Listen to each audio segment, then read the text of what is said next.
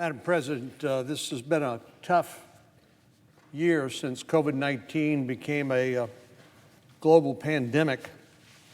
There's many lessons to be learned from this pandemic, but one of them jumps out at me as being abundantly obvious, and that is the real-world consequences of vulnerable supply chains. You know, we were almost began to believe, because cheap consumer goods could be made in China or someplace overseas, that that was the optimal arrangement. And certainly, consumers in America have benefited from low prices when it comes to a number of things that are not made in this country. But some of the things that we depend upon, whether it's for public health or to keep our economy going or for our national security, are dependent on vulnerable supply chains. Perhaps the easiest one for everybody to identify with is the shortage of personal protective equipment. I remember when I called my governor in Texas, he said two things you can get us: more PPE and more testing. Well, we produce so much testing capability now, you don't hear much about that. But it was true that our hospitals needed masks, gloves, gowns, and ventilators to keep our frontline healthcare workers safe, as well as other patients. At one point, the situation became so dire when it came to personal protective equipment that first responders asked the public to help boost their supplies. They welcomed donations of N95 masks from folks who had extra boxes in their garage, or gloves from hair salons that had closed their doors. We didn't reach that point because of a lack of preparation by those hospitals or healthcare workers, but because of our reliance on other countries to produce that essential medical gear. China, it will surprise no one, is a major supplier of PPE. And since much of their stock was sent to hotspots in the earliest days of the pandemic, including in Wuhan, we were left to rely on the relatively small number of domestic manufacturers here in the United States. But I'm here today not to talk about PPE, but another supply chain breakdown with far-reaching consequences. And this time it's semiconductors. Well, semiconductors are something that perhaps most people are not intimately familiar with, but let me put it this way: anything that has an on-on switch involves a semiconductor. They're the underlying technology in our most used products. Things like cell phones, computers, cars, televisions, dishwashers. That's right, just about anything with an on-off switch. These are these small integrated circuits that keep getting smaller and smaller and smaller, which means you can put them on a device like this. Whereas in the past, you may recall, Madam President, I remember from the first cell phones that came out, it looked like a brick. But because semiconductors got so much more sophisticated, so much more powerful, you can put hundreds, perhaps thousands of them on a device like this. These chips are necessary just for consumer products, but for other things as well, like the cell towers that keep us connected, the advanced weapon systems that support our national security. Even ventilators at hospitals require semiconductors. In short, we need semiconductors for our most prevalent and critical products. But the vast majority of chips are no longer made in the United States. Taiwan dominates semiconductor manufacturing, and one company, Taiwan's Semiconductor Manufacturing Company, virtually controls the market. Last year, TSMC accounted for more than half of total foundry revenues. Foundries are the manufacturing facilities that make semiconductors. Companies in Taiwan control 63% of the global market. Well, you don't have to look very far to see what a supply chain breakdown might look like, because currently we're getting a taste of what it's like to not have access to the semiconductors that the U.S. economy needs. Right now, the demand for chips far exceeds supply. There's a global shortage of semiconductors that's creating serious impacts in nearly every industry, from consumer electronics to national security. My home in Texas is home to companies across a whole range of affected industries. And last week, I was able to sit down with leaders from a few of those companies in Dallas to learn more about the impact of this shortage. We heard from a Hewlett-Packard executive about the difficulties this has created in consumer electronic manufacturing, covering a whole gamut of products. An executive from Raytheon, a national defense company, talked about how a steady supply of chips is important to our national security. These tiny technologies, these tiny circuits, help support American warfighters around the globe. We know now that the auto industry is among the hardest hit, and I've heard from leaders last week from General Motors and Toyota about how their companies are coping. Chris Nielsen from Toyota said that when he first started with the company, you could count the number of chips on a given vehicle on two hands. That is certainly not the case today. Think about all the high-tech features in cars these days: navigation devices, Bluetooth, automatic braking, backup cameras, and a variety of sensors. All of those depend on semiconductors. And that's on top of standard features like power steering, electric windows, air conditioning, and windshield wipers. This adds up to dozens and dozens of chips for the various components of a single vehicle. And that supply is getting harder and harder to come by. At the beginning of the pandemic, automaker suppliers predicted a drop in car sales and canceled existing chip orders.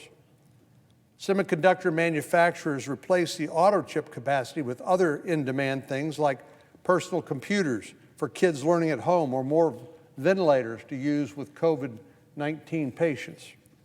But Americans kept buying cars at the pre-pandemic level. Unfortunately, the shortage of semiconductor manufacturing capacity and the long lead time for chip making has meant a shortage of chips that will likely last through the summer for the auto industry. And it's forced many automakers to slash production because they simply don't have enough chips, and they're laying workers off. Some have shifted production to focus on the most in-demand models, while others removed some of the tech bells and whistles. But the impact goes far beyond the options available on a car lot. For every production or assembly line that's cut, there are hard-working men and women who lose their jobs, as I said. As a reminder, Madam President, this industry reaches across virtually every business and every national security company in America: automotive, consumer electronics, everything from the F-35, our fifth-generation stealth fighter, down to your cell phone, agriculture. Some of them even power children's toys. Well, there's a clear problem with this vulnerable supply chain, and the question is, how do we fix it? How do we solve it? When we faced supply chain shortages at the start of the pandemic, companies of all types began to shift their manufacturing to help alleviate some of the strain. Distilleries in Texas and across the country began making hand sanitizer, and everyone from big clothing manufacturers to entrepreneurial kids produced cloth face masks. But with semiconductors, it's not that simple. In order to build a single chip, you need a very expensive, highly advanced piece of equipment. You also need skilled workers, and you need a lot of lead time. It can take months to create a single chip. Building a new foundry, which is a manufacturing facility, is a huge and expensive undertaking. A single foundry can cost upwards of $10 to $20 billion. Yes, that's with a B. $10 to $20 billion for a single foundry. During our conversations last week in Dallas, a Qorvo executive talked about how the process of building a new chip fab isn't just expensive, it takes a lot of time. It can take years to receive all of the necessary equipment. Time is of the essence, and unfortunately, a solution is not as daunting as it could seem. In part because of the dependency on this vulnerable supply chain, particularly with Taiwan, Senator Mark Warner, chairman of the Senate Intelligence Committee, and I introduced the CHIPS for America Act to help bolster our domestic semiconductor manufacturing. When we first introduced this bill, the chip shortage wasn't near as pervasive as it is now, but the writing has been on the wall for years. As our reliance on semiconductors has steadily increased, the U.S. share of global semiconductor manufacturing has decreased.